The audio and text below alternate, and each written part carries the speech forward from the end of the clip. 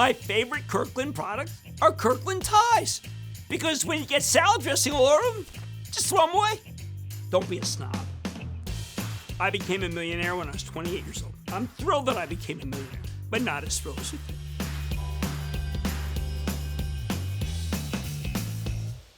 I graduated from Harvard Law School in 1984. I go to the Goldman Sachs training program where you don't make any money. In my second paycheck, I made $300,000. And then in the next one, I made $750,000. And I couldn't believe it. I happened to have a couple good months. But I was so grateful. I love Goldman. Goldman did that for me. I remember going home.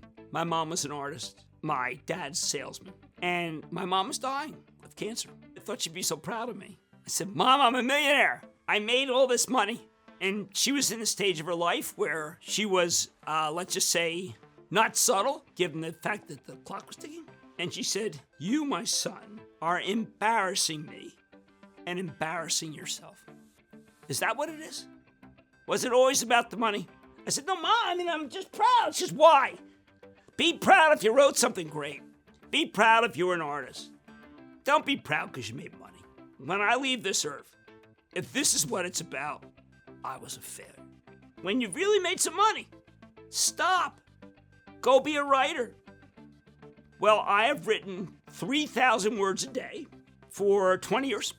I'd like to think that what she'd be proud of was my writing. My dad was proud that I made money in the market. But money isn't everything. And I'm saying that as someone who many people feel is a dollar sign represented by a man. So I remember those hard times at that dinner table. Let me tell you about some things I refuse to spend money on. I don't really care if it's a hockey game or a baseball game. I don't care where I get. I just go and watch. We went out to a bunch of baseball games as a team, and I bought bleacher seats. They're fun. You know, it's fun to go to a game and not make it so it's like an arm and a leg. But for football, I'll spend because I'm a huge Eagles fan. When I go out to a restaurant, and I've owned restaurants, I will not spend money on liquor. And that's because I was brought up in a frugal house where my dad didn't want me to order the Coke until the food came because he was afraid they'd charge him for the second Coke. And when I see a bottle of wine that's for $500, I said, what a waste. Why didn't you just go buy a beautiful sweater? Can you imagine the kind of sweater you could get for that? Of $500. You get two great cashmere sweaters. Tobacco, I always say, look, there was a time when I recommended it because you got the dividend and you can do whatever you want with the dividend. You give it away to an anti-smoking cause. No, I don't do it anymore. I want smoking stopped in the country. I think that tobacco's wrong and it's killed a lot of people. It killed my late father-in-law. I watched it happen.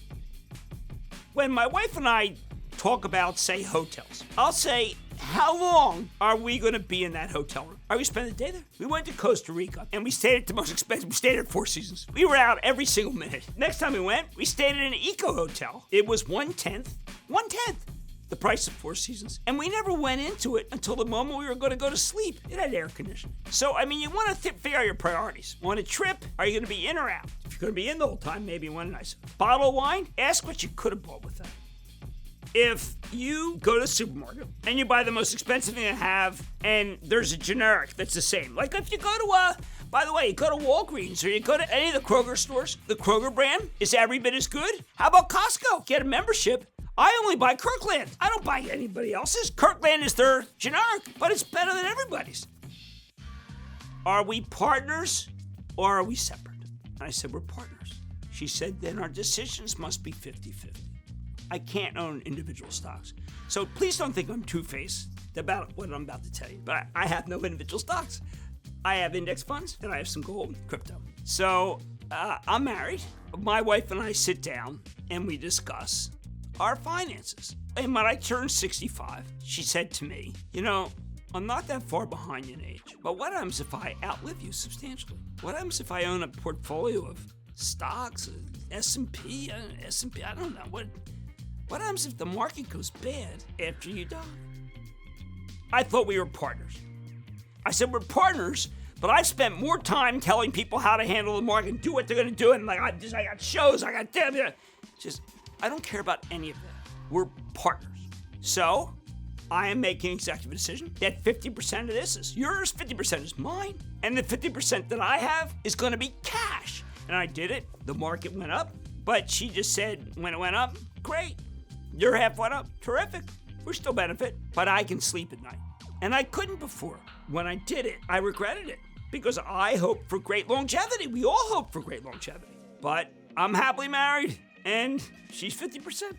So we're 50%. My biggest investing regret, and why, was that I owned a $2 stock. And I just kept buying it and buying it and buying it, thinking, you know what? What's the worst that happens? The $2 stock I bought was a company called Memorex Telex. I was in touch with management. I did all the work. I looked at all the filings. And I bought 1 million, down every quarter point. 1 million shares. I realized it was time to stop because it was going to zero. And I wanted to be able to get some sort of capital out of it before it went to zero. And it went to zero. I ended up with 5 million shares, and I took a loss at 3/8. And I just wish that I could have that money back. But it was the worst percentage loss I've ever had. And what that tells you is the lesson is very clear. Just because it's at $2, don't think you can't lose a lot of money.